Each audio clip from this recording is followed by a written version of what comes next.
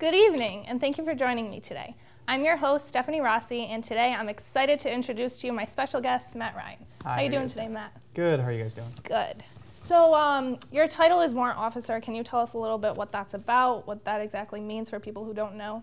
Okay. Well, Warrant Officer in the United States Army, it's kind of a specialized field.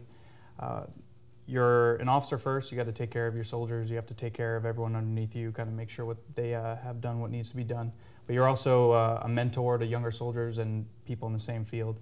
And you're supposed to be a technical expert, which means you have the most knowledge. You're the most knowledgeable on your subject topic, and everyone comes to you, from the lowest private to generals come to the warrant officers for the most information. So you're important. I wouldn't say I'm important, but I'm supposed to know a lot. Whether Good. or not I do is up for debate. Okay, and how many years have you been with the Army? I joined the Army in 2007. I was a senior in high school. I've known since I was a little kid I wanted to join the military. Both my parents were in the military.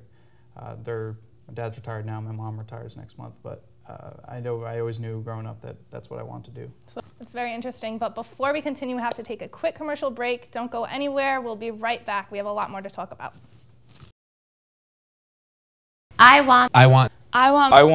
want better community rec centers. I want better roads. I want shorter lines in the DMV. I want to know that the food that I buy is safe. I want more recycling. There's no excuse. Vote. Vote. If you don't vote, you don't have a voice. I want more public service. Register to vote. Vote. I want more land for parks. I want my trash picked up twice a week.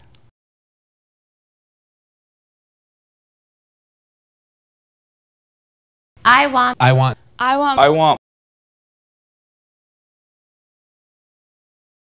Vote. This message is brought to you by Rhode Island's Rock the Vote.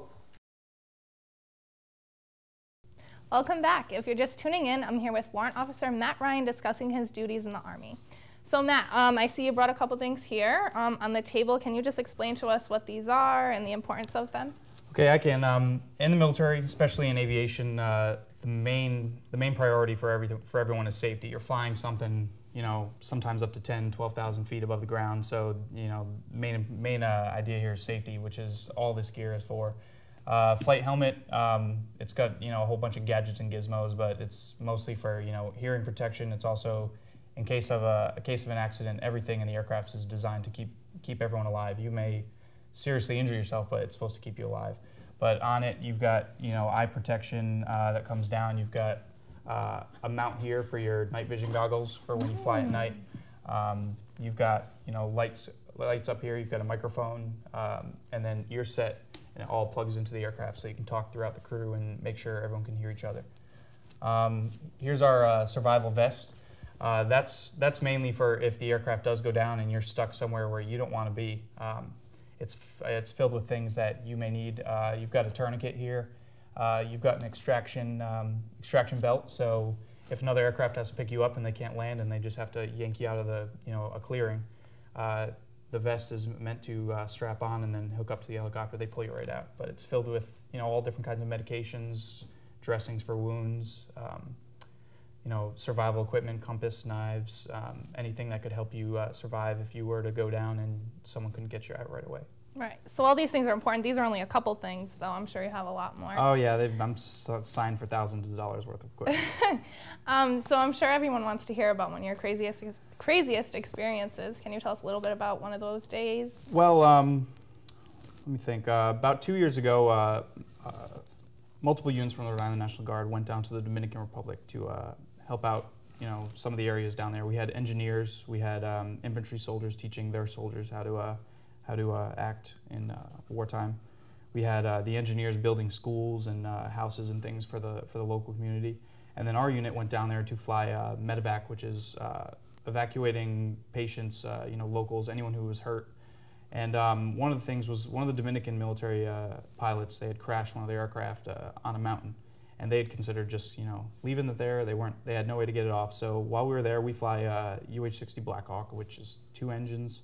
It can lift, up to 9,000 pounds. So it's a big helicopter. Yeah, it's pretty big. It weighs, just the aircraft alone weighs about 22,000 pounds, fully loaded.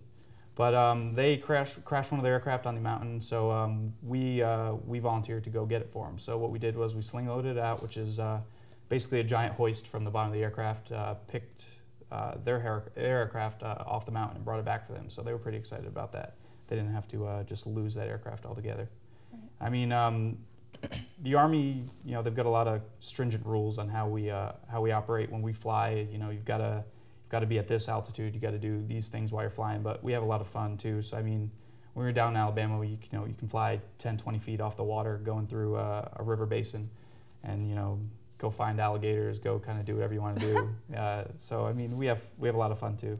That sounds awesome. And we actually have a few pictures of you flying with the helicopter, so we're going to show you those right now. Okay. What was your favorite one to fly?